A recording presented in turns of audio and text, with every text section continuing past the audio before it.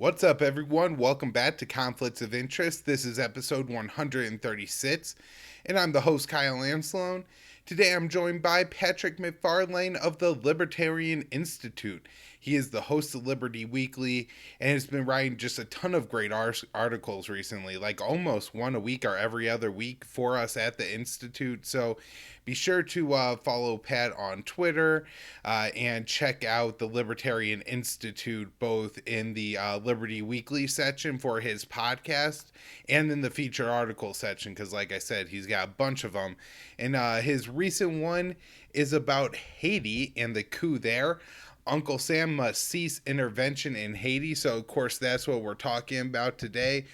I think this is going to be a great show, Pat. I think we're going to get into the question that most of my audience is concerned about, which is let's look at the history of the U.S. intervention in Haiti to get context, but also look at the recent situation and see what, possible U.S. role is or who was involved in the coup and assassination, the Haiti's president.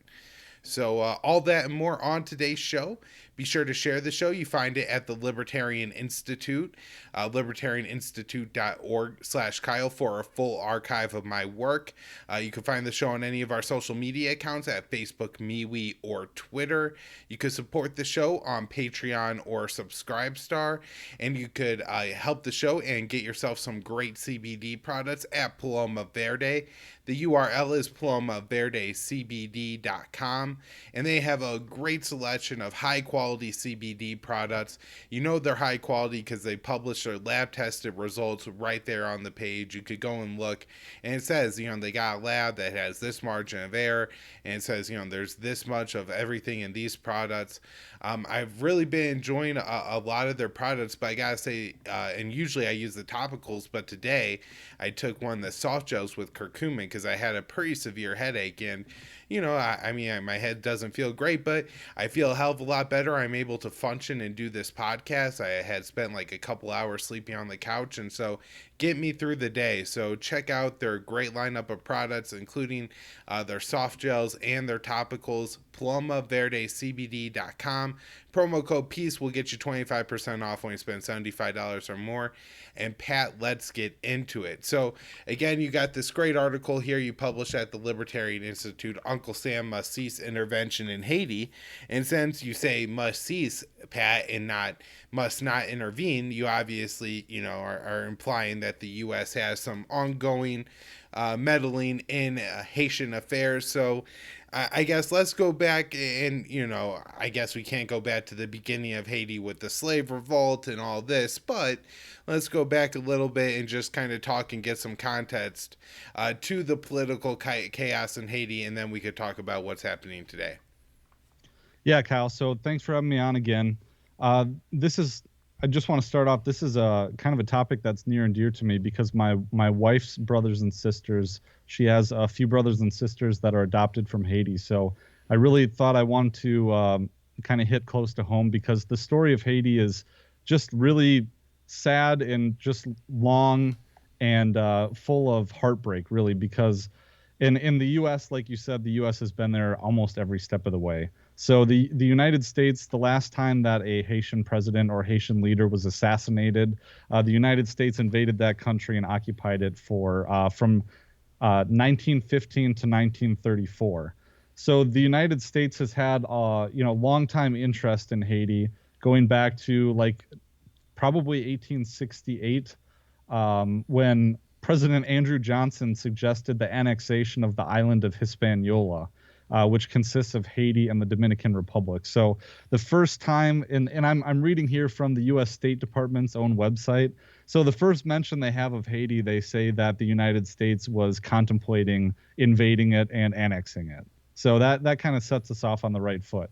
Yeah, it gets us on the path that we're going to be on. And, speaking of close to home, Pat, this is a Caribbean island. So, when we're usually talking about where the U.S. is meddling, I mean, close to home a lot of times seems like Venezuela. But here we're talking about somewhere even closer, a country that's very small. As far as like area and population. And so even with like a small percentage of, the U.S. military, it would be an overwhelming force. We're not even talking about like a country the size of Cuba or something. This is a fairly small country, and again, it's right close to home, and so I think for some people they're gonna look at that, not any libertarians, but the central planner types of the world. I'm sure like Bill Kristol is licking his chops right now, seeing that there's this instability somewhere close to home, and we gotta go after it. And so, but we have in the past, right? This is kind of the things that we've capitalized on. So you say after the last presidential assassination, there was a U.S. occupation.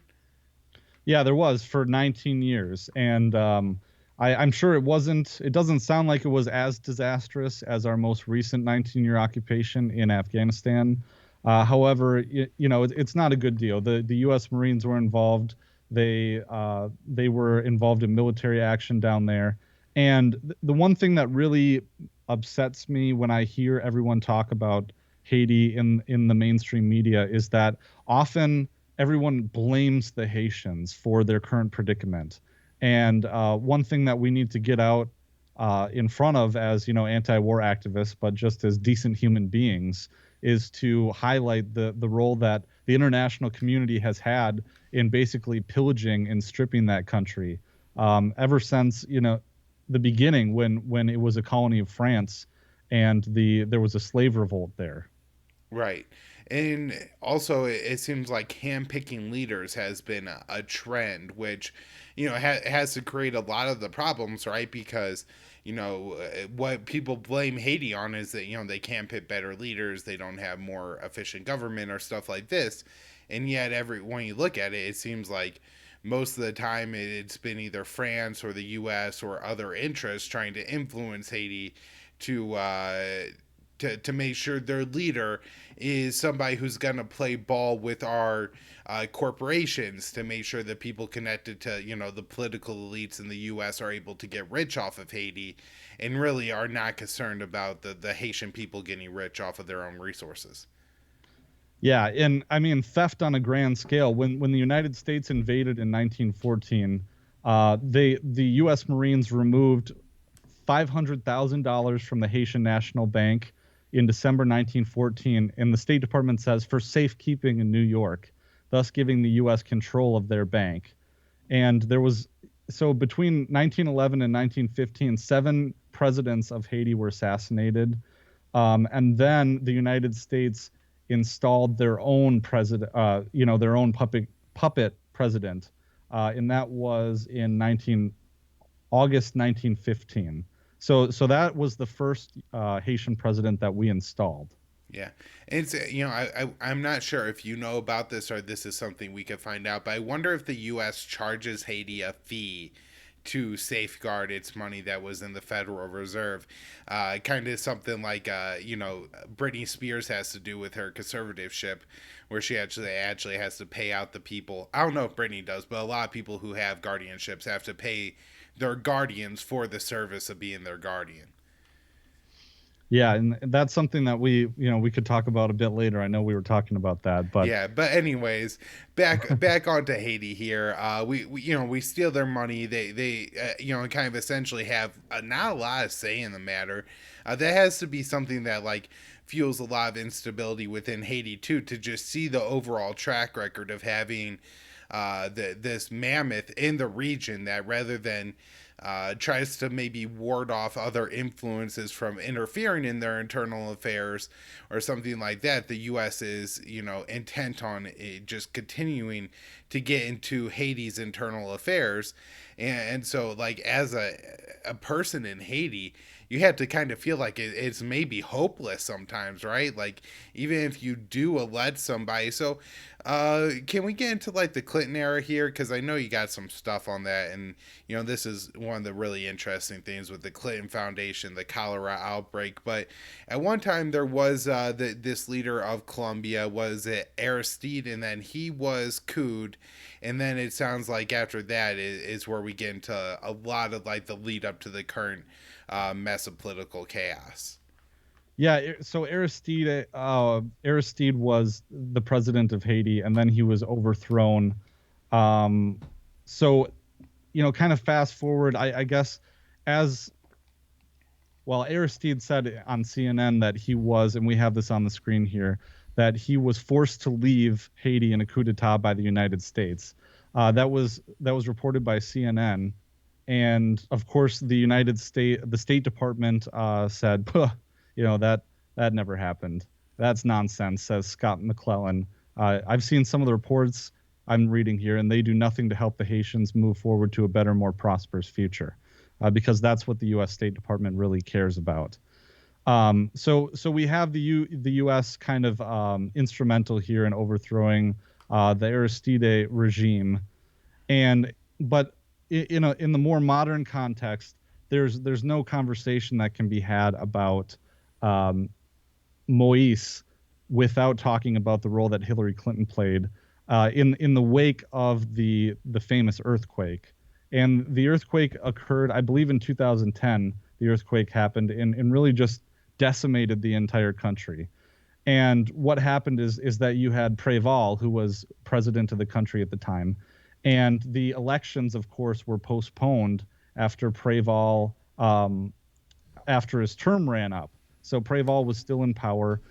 There were elections that were going to be organized, and the elections actually did occur at the beginning of, I think, towards the end of 2010, beginning of 2011. But the true front-running candidates of those two candidates, neither one of them received the required 50% of the vote to become president. And this turned into a stalemate for like 5 months. And the Haitian government, the Electoral Commission, was kind of dragging their heels towards getting the actual runoff election for the presidency set. And the runoff election was supposed to occur on March 28th, 2011. And in the meantime, Hillary Clinton gets impatient, and Hillary Clinton has been put in charge of the State Department. She's getting ready with her team to create some kind of they wanted to turn Haiti into like a new Taiwan. They wanted it to be like full of boutique stores. They wanted it to be full of duty-free factories. They wanted to kind of, you know, They turn want it. to have a place to go vacation.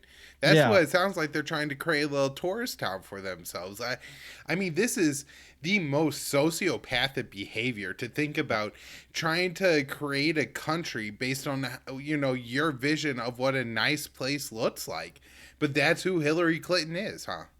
yeah. Well, and I mean, not to mention the Clintons have been involved in Haiti since the 70s. So I mean, you can see there in that story.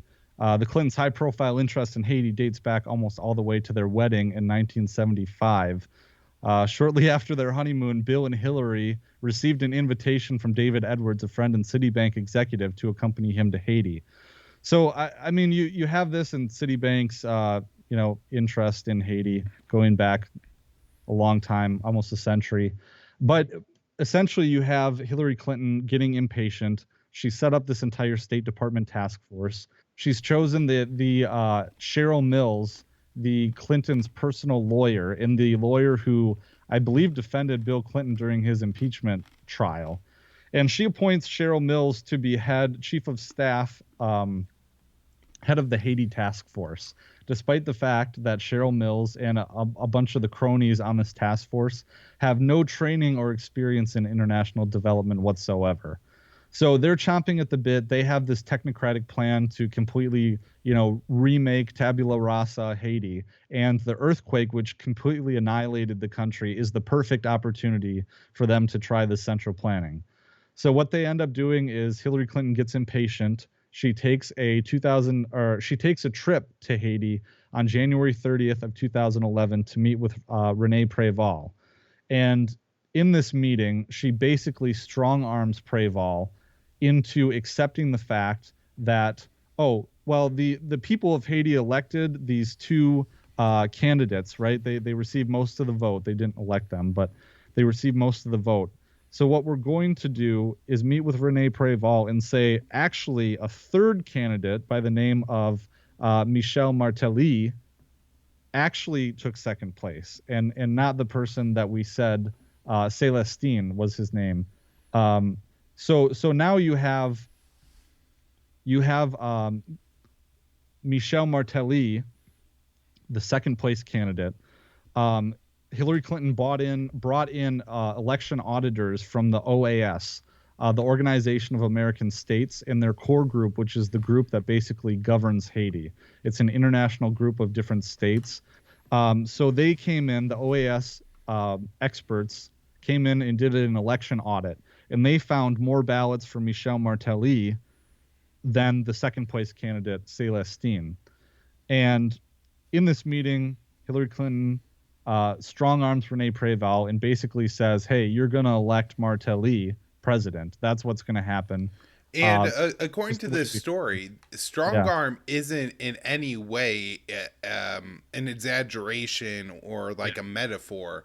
She almost literally, like, she like gets him in an armored personnel carrier, and like, is like, you're gonna do this for me, right? It's in no way like how you would think, like two people sitting down in an office discussing who would be the best person moving forward for the country. Hillary Clinton says, I really like this guy. He's really interested in cleaning up corruption, and I've talked to him about it, and I'm convinced he's serious. No, she hops in the back with him, and she's like, this is who you're gonna support. This is well, what you're gonna do. You understand? And that's who she is. That's how it works. well, and she talks to Preval, and she's like, hey, you have this one chance to be like in the pantheon of Haiti greatness, and you can secure your legacy right here by, making sure that Michel Martelly is the one who's elected president. And furthermore, I think his name is Bellevere. He's in this article. He's the then prime minister. He's Preval's prime minister at the time. And it turns out that Bellemare, I think his name is, Bellerive, and a lot of these names are in French, and I don't speak French. But Bellerive was actually related to Michel Martelly, and they're cousins. And in it, there seems to be like a wink, wink, and a nod, nod between Hillary Clinton and Bellerive about Martelly being a singer. And basically, Hillary Clinton says, "Well, you're not going to squawk, are you?" Like, she makes some joke about singing being in the family. I don't know exactly how it goes. I think it's towards the bottom of this article here. But I mean, it's kind of like a mafioso moment where it's like, what is that they say in the famous movies, Kyle? I'm not sure where you're going here. I'm sorry. It's that one with The Godfather. It's like, I'll make you an offer that you can't refuse. Oh, Kind of. yeah, yeah, yeah. Yeah. And so if you go all the way down on this article, Kyle, to the author, this is a very credible source, because this fella is actually, he was the OAS official who was there to oversee the election, and he's a law professor from Brazil. Right, right. Well, I mean, that was a really good article. I went through and read that one as well. And it really details just how much the Clintons think that the world is kind of theirs to control and push around. And we saw a lot of that in Haiti. Now, one of the, really unfortunate parts of this, Pat, wasn't just that, Hillary Clinton's picking the leader of Haiti and stuff, but I think you also sent this article from the Rolling Stone titled "How the World Failed Haiti," going into like how the reconstruction effort was so bad there was a massive cholera outbreak, and this is kind of going through the 2010s, where I mean, this is time where I'm not one of these people that's like everybody gets jabbed and all illnesses go away kind of thing, but cholera is a reasonably easy thing to treat and make sure you don't have a widespread epidemic of it, something like you now have going on in Yemen. But yet they had a widespread epidemic of cholera in Haiti, a country just off the coast of the United States. This seems absolutely wild. Yeah, in this Rolling Stone article really details exactly how the Clinton administration, but also other non-governmental organizations and the OAS really looted Haiti and took, I believe it was the amount of like $12.5 billion that was poured into Haiti over a period of like a year. And a lot of that money, nothing came to show for it, and a lot of people are wondering where that money is. And this is also kind of, Rolling Stone per se didn't do this, but a lot of people are pointing towards Haitians themselves. But when they're doing that, they're blaming Haitians, but they're not blaming, they're blaming the corrupt officials, and they're blaming the corrupt oligarchy, which really does kind of rule Haiti in a certain way. There's the oligarchy, and then the way that the oligarchy interacts with all these NGOs and the United States and the OAS. And so the oligarchs really enrich themselves based off of doing the OAS's bidding and the bidding of these NGOs. Yeah. No, though a term welfare state could mean an entirely different thing, where essentially, like a state, the elites of the state, again, as you point out, have the connections to the NGO and the aid coming in, and so it's profitable for an elite portion of some of these countries for the rest of the country to remain poor, because as long as the aid comes in, they're the first person that get at that aid, if nothing else. Kind of like an inflationary thing. You got a ton of currency being poured into the country. If you're the first one to get the currency, you could buy the most with it. But also just corruption. They're stealing stuff. You know what I mean?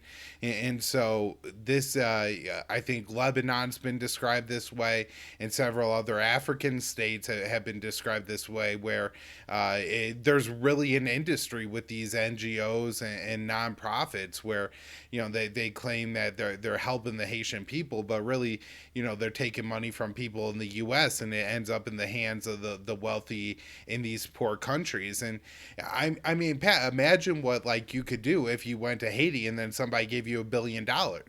It's $1 billion in the United States. You could make some waves. You could like shake things up. You could buy some businesses. I don't know if you could mess with the stock market too much like that, but in Haiti, you could really buy a lot of the economy and stuff like that. And so if you're a corrupt person, then you're essentially ensuring the society has to act corruptly, because all the money is in the hands of the corrupt people. It's destructive. It's kind of almost the same thing you see with the black markets in like Central and in South America, Colombia, Mexico, El Salvador, Honduras, some of these smaller countries.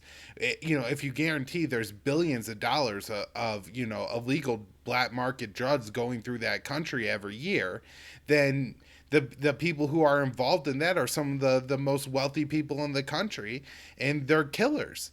And so, if you got a bunch of rich killers in the country, what do you think that society is going to be like?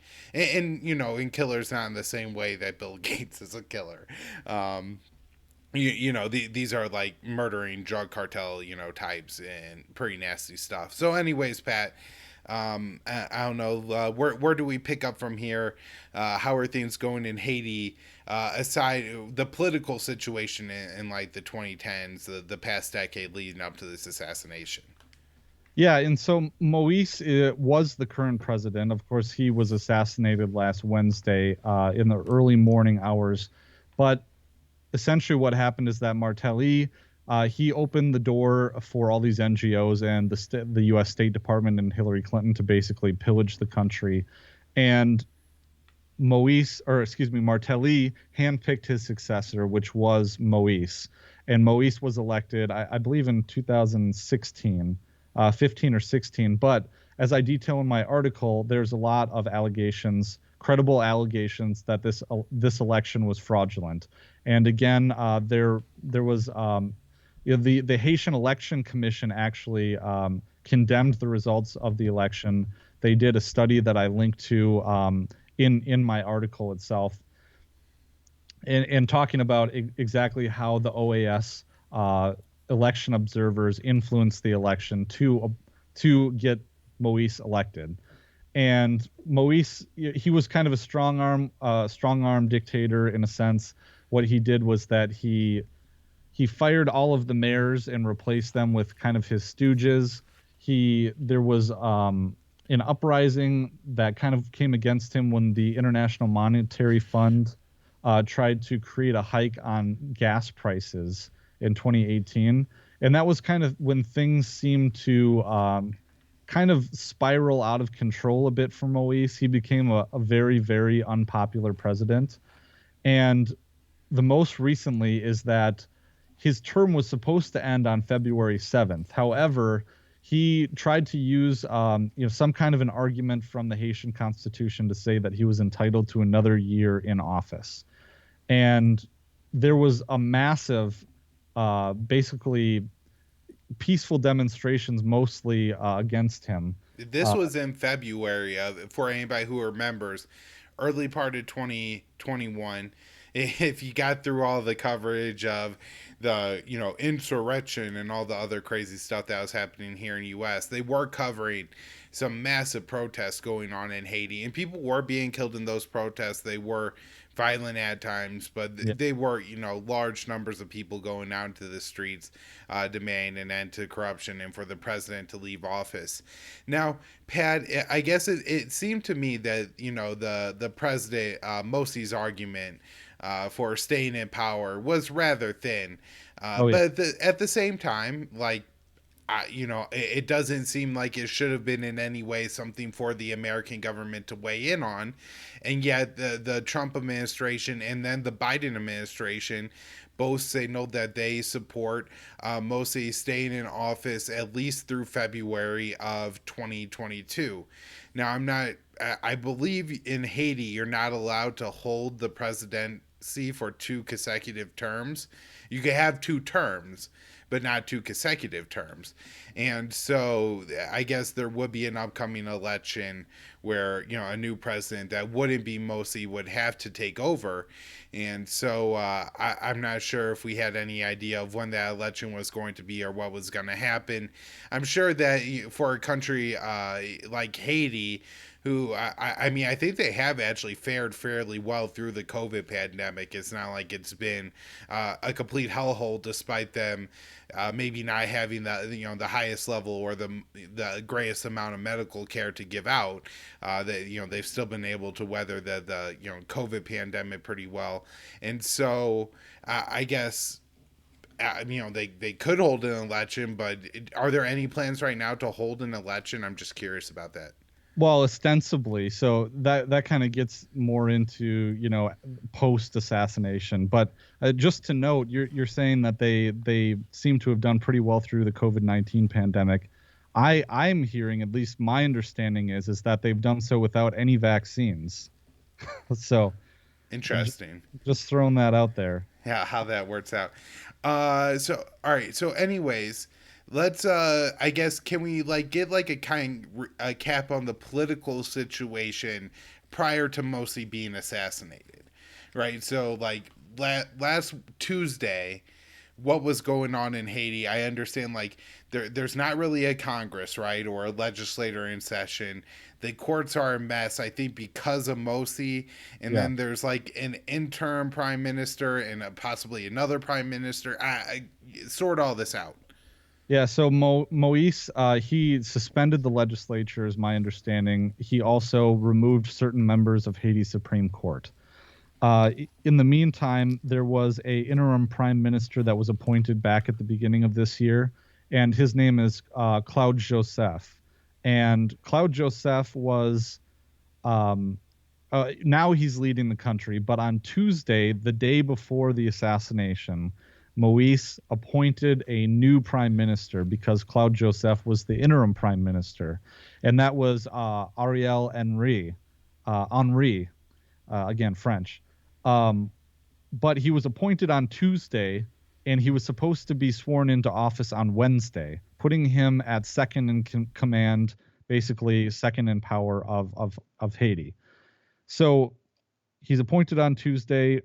Wednesday morning at 1 a.m. is when Moise is assassinated.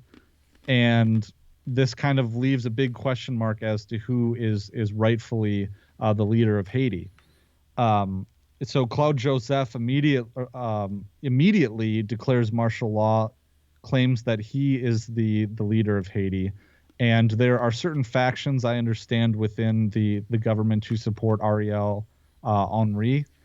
But that's essentially what's happened, is that Claude Joseph has taken the role of leader of Haiti. The West seems to be, at least the mainstream media seems to be recognizing him as the rightful leader, and the West seems to as well. So, and he's the person that has since made request for the U.S. Yes, immediately. I believe it was the same day that he took power. He declared martial law, shut down the international airport, and called for the United States to intervene. Right. And the U.S., while they still, depending on what Biden official you hear from, the question on if they're going to deploy troops seems like a big question mark still. We heard somebody say they weren't going to do that, but then the Pentagon and the White House have both said they're still considering it. But the U.S. did go ahead and send a team of, I believe, Department of Homeland officials and FBI officials to Haiti to aid with the investigation, which seemed to be at the request of Joseph, who's claiming to be president. And so that seems to me to be accepting his authority to rule the country, Pat. Yeah, and it seems to be that. And I just can't wrap my head around the fact, Kyle, that we would be sending our domestic FBI and Department of Homeland Security to a foreign nation to assist them in their elections, Yeah. or rather their investigations. That just boggles the mind. You know, Pat, in a world where the FBI was, what they would portray to be like on a CSI type show, or I don't know which one of those shows has an FBI team on it. Criminal Minds, I think, right? Right, yeah. In that situation, that these are like really elite people that the U.S. has, doesn't go around the world intervening. It's not even clear whose side anybody would be on here, what the U.S. would care anyways, and so we do send like three officials down there to help, like, give a non-biased report or something like that. But the people of Haiti don't think the U.S. coming in is going to produce a non-biased report. It seems like the president must have, or the self-proclaimed president must have some kind of idea or indication that these people are going to find whatever he wants them to find.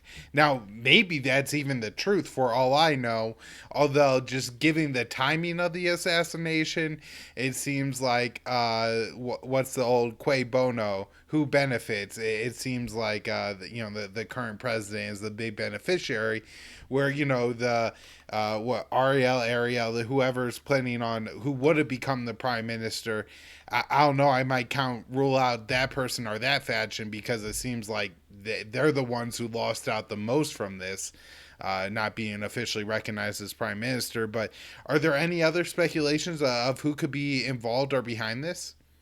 Yeah, there is, and I'd like to point out that at least reporting at the Mint Press News has identified that Claude Joseph, through WikiLeaks cables, is linked to the National Endowment for Democracy, which, if you're a listener of this show, you're probably aware of the fact that the National Endowment for Democracy was created under the Reagan administration for regime change operations. So he is connected there. That's circumstantial here. But I think it is nonetheless a compelling connection. Yeah. So go ahead, Kyle.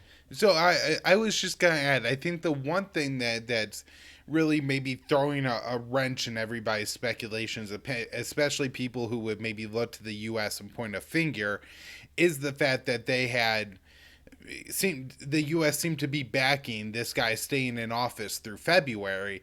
And look, if we're going to go ahead with a plan to assassinate the guy, I don't know. I feel like usually the State Department says you need to step down first. Nah, your rule is still good. Now, it doesn't mean that the CIA is always on the same page. The DEA, whatever U.S. alphabet soup organization, would be on the same page with the State Department and the rest of the U.S. government. But at the same time, there's just that fact alone kind of makes me think that the U.S. wasn't maybe directly behind this. And I tend to agree with you, Kyle. I think several things don't make sense. Like everything that I've read kind of points to the rumor on the street is that these two Haitian oligarchs are behind this, and the mechanics of this, of the assassination itself, seem to be, it was set up with some NGOs in Florida. It looks like was kind of the middleman, and there was hired two Haitian Americans James Solage and Joseph Vincent.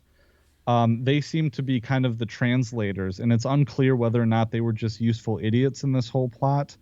But they really have ties to the Boulos family, which is a pharmaceutical family that is in the upper echelon of Haitian society. And this, I believe his name is Dimitri Vorbe. And the Vorbe family he's like an energy magnate. So he controls kind of the energy companies there. Right. And so at some point, it seems like Moise ran afoul of the kind of the Haitian oligarchy. Okay. Well, that seems like a real possibility. Now, when you say these people may be useful idiots, that's probably in reference to some reporting I saw that they at least one of the English speakers were claiming that this wasn't the way it was supposed to go down. The guy was just supposed to be arrested. It seems like that's possible. It also seems like that's a pretty damn good excuse if you have been caught up here where there's they know you did it. Like there's no way to like not be behind the coup or the assassination, but at the same time maybe you want to try to wash your hands of being like the least guilty party here. Maybe you're the one that cuts yourself a plea deal and you do 5 years while everybody else spends life or gets hung, and so that's kind of the thing you're going for. But it seems possible to me that maybe that was part of the plan. Things get kind of crazy because the guy appointed a new prime minister, and so maybe things had to be expedited. Then you can't arrest him because the prime minister takes office tomorrow, and you're claiming he's gotten part in them. I don't know. I could see a lot of question marks here. Now, Pat, one of the things that I guess seemed kind of interesting to me is how easy this was. And I don't want to make it sound like a trivial thing, but to assassinate the president of a country, even Haiti, like getting into the White House would be one thing. Getting to the president of Haiti is probably, exponentially easier, but still, you would think it would have required more people. It would have been a bigger gunfight. We would have seen like protests on the streets, but this is almost like a recent.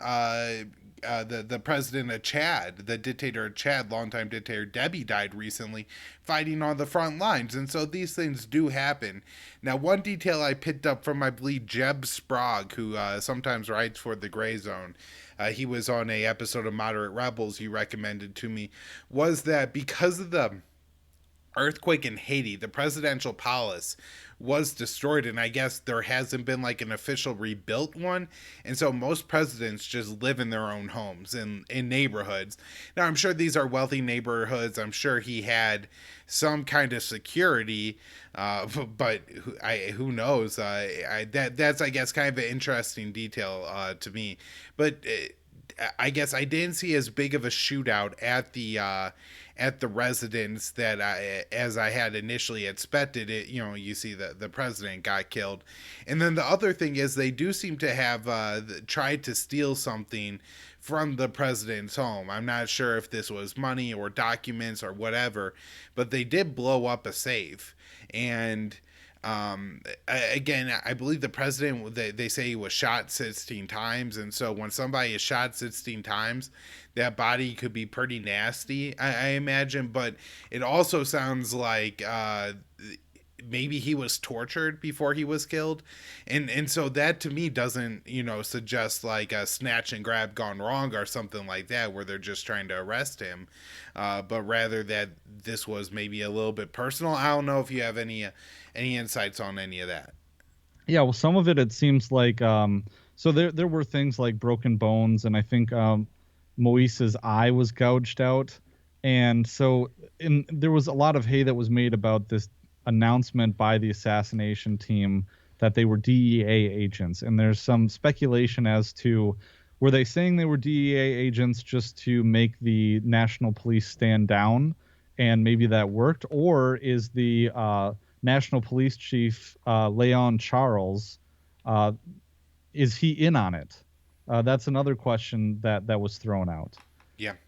But so like another whole part of this, and this is immensely complicated. So I hope that the audience will appreciate that fact. But there's a lot of moving parties here, and the fact that it's hard to get the exact story out of Haiti because, uh, I heard something referred to as the Haitian telephone, is that a lot of news in Haiti passes by word of mouth.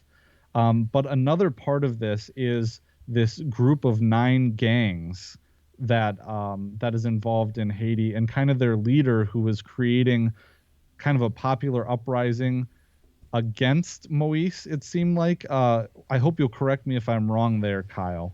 But that was something they were discussing in that episode of Moderate Rebels.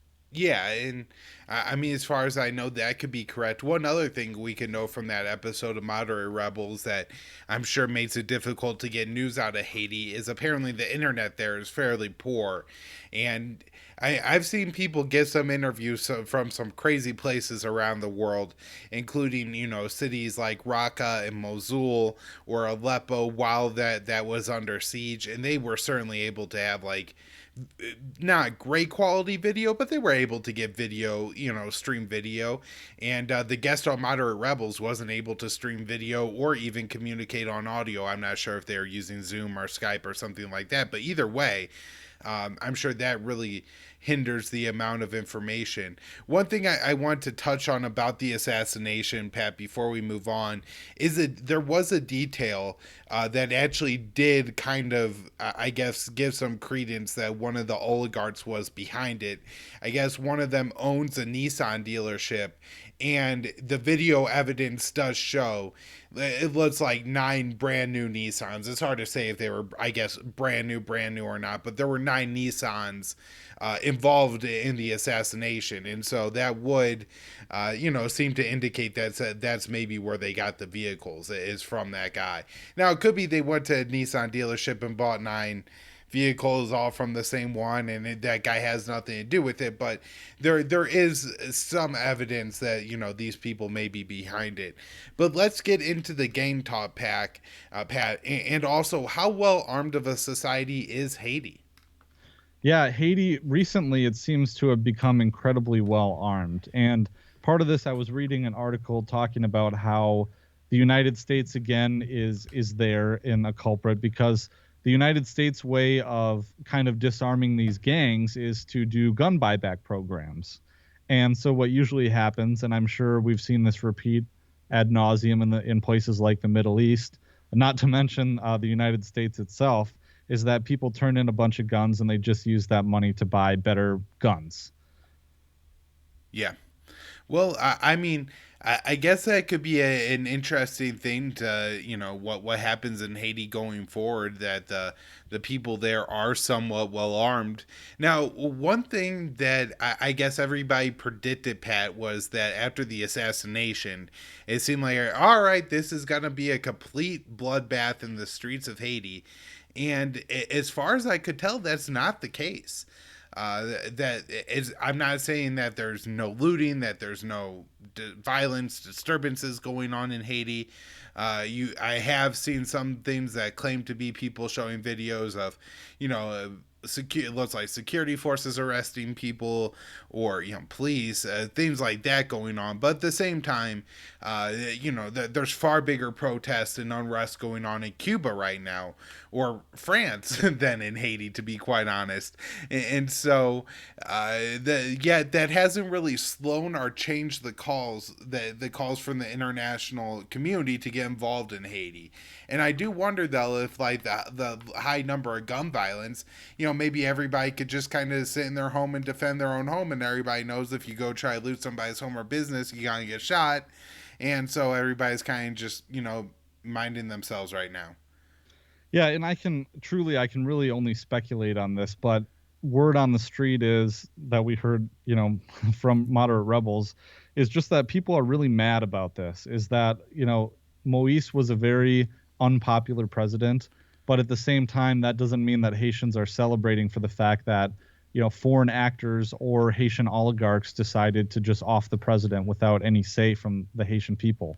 Yeah, And that's an important point. There does seem to be some kind of rally around the flag effect, and I'm sure that has to do with the only 2 Haitians involved in the assassination was two Haitian Americans and the rest being Colombians, this probably feels like an attack on their country. More so, even if they didn't like the president, Democrats didn't like Bush, but after 9/11, they rallied around the flag. He had huge approval ratings.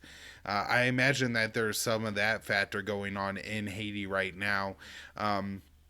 Yeah, and it does seem, I guess if I were a citizen of Haiti, I would really believe that this was done by outside actors. And it's a different situation. Again, if there was like protests for a week, they get up to the presidential, where his house or whatever it is, and they're outside the doors for 2 weeks, and then they go in and kill the president.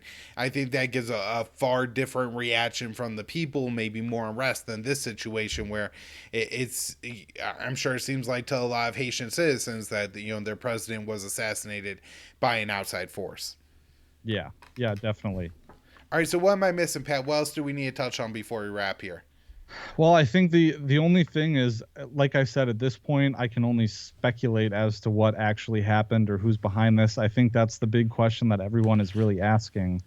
But it really does seem like the most plausible explanation that I've heard was an interview with Kim Ives. That was, I think Dan Cohen from Behind the Headlines did that interview, and he was talking about that this group of 9 gangs really had something to do with the fact that they were creating a real popular kind of, albeit socialist uprising. It seems like it's of the left, and that the oligarchs were really, starting to get impatient with the fact that Moise didn't seem like he could handle it. So it's possible the oligarchs executed him that way. Again, we can only speculate as to U.S. involvement, but that seems to be like the Occam's razor. All right. Well, Pat, thank you for all that. And there's so many details here, and we're going to continue to talk about it on this show. And I'm sure if you're continuing to cover it at the Institute, we'll have you back on to talk about it here. I think we really covered what is most important for the American audience, and that is the American role in Haiti's past and current instability. And I think the big message from me and you from all this would be hands off Haiti. And that that's the message we really got to push right now. Same thing with Cuba. If we need to talk about liberation of Cuba and liberating Cuba, it should only be Guantanamo Bay. If the people of Cuba decide to form a more free society, good for them. I hope they could do it. And them getting together and protesting, maybe that'll make it like an incremental. The government relieves some regulations on some things. You don't need the U.S. to come in and overthrow the government in some kind of violent revolution to get the Cuban people more freedom. Same thing with Haiti. I don't think the American government will do that. And I think that you point out how much the Haitian people have been come to arms should be a big warning and red flag for the American people that if we send our troops there, we do have overwhelming force, but unless you want to kill every last Haitian and you're actually trying to like govern and provide security, it's just going to set up for an insurgency and a bunch of dead Americans. Yep, it could be a Black Hawk Down moment. Yeah.